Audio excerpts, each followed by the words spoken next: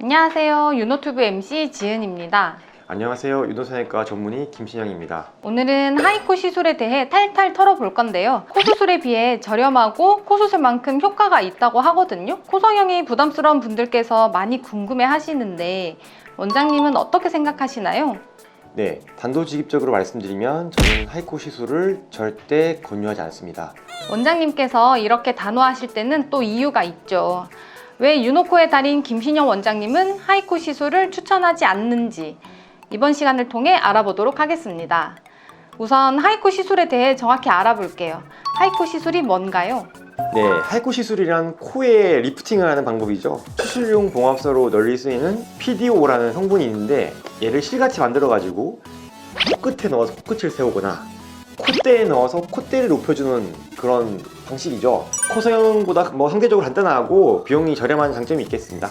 되게 좋은 장점인 것 같은데 실제로 하이코 시술을 하는 성형외과는 요즘 잘 못 본 것 같아요. 네, 워낙에 성형외과 전문의들도 많이 하긴 했지만 최근에 보시면 거의 하지 않아요. 이게 문제가 많아서 그렇겠죠. 그럼 하이코 시술의 문제점에도 하나씩 알아보도록 하겠습니다. 첫 번째 문제점은 뭔가요? 네, 첫 번째로 하이코 시술의 유지 기간이 영구적이지 않겠죠. 시술에 쓰이는 실은 대부분 이제 흡수성 실을 사용하는데 짧으면 1년, 길면은 2년 정도 시간이 지나면서 점점 없어지게 됩니다. 시간이 지나면 힘을 잃어서 높이도 떨어지고 옆으로 퍼져서 펑퍼짐한 느낌이 들 수 있습니다. 하이코 시술에서 가장 중요한 역할을 하는 실 때문에 문제점이 많이 발생하는 것 같아요. 사실은 녹무실보다 안 녹무실이 저는 개인적으로 더 낫다고 생각하는데요. 그 이유는 수술 시에 그런 안 녹무실은 100% 제거가 됩니다. 근데 이제 이런 녹무실 같은 경우는 시간이 지나면서 안에서 녹으면서 주변 조직과 유착이 생기고 섬유화가 되면서 모양을 변화시키고 나중에 문제가 될 수 있는 거죠. 그리고 가끔 코끝에 들어가서 코끝에 염증을 만드는 경우가 있는데 이게 비절기를 하다 보니까 나중에 제거도 힘들고 피부에도 문제를 또 만드는 경우가 있죠. 비절기를 넣었는데 뺄 때 어떻게 뺄 거예요? 뺄 방법이 없잖아요. 또 어떤 문제점들이 있을까요? 당연한 거지만 이제 시술이다 보니 코 수술한 것처럼 그 확실한 효과를 내기가 어렵죠. 특히나 이제 이 녹무실을 많이 집어넣어 버리는 경우가 있는데 이제 문제는 그겁니다. 문제는 코에 있는 피부가 이 두께가 일정하지 않아요. 깊은 층에다가 잘 넣어도 문제가 되지만 얇은 층에 넣어버리는 경우가 있는데 시간이 지나면서 주변 조직과 유착이 된다고 했잖아요. 그러면 수술할 때 애를 제거하는 과정에서 정상 조직도 같이 제거하게 되고 그게 이제 피부가 얇아지는 부작용이 생기고 콧대가 울퉁불퉁해지는 경우가 있죠. 깊은 층에 넣어도 마찬가지고 이게 녹는다고 하지만 사실은 녹지 않습니다. 100%.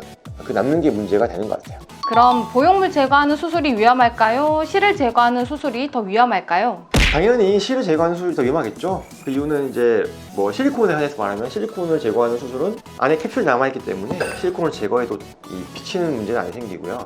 이런 하이코 실을 제거할 때는 정상 조직을 같이 제거하기 때문에 피부가 얇아지는 문제가 생길 수 있습니다. 오, 심각한 문제점들이네요. 이런 문제점들 때문에 하이코 시술 뒤에 후회하고 코 성형을 문의하는 환자분들도 많을 것 같아요.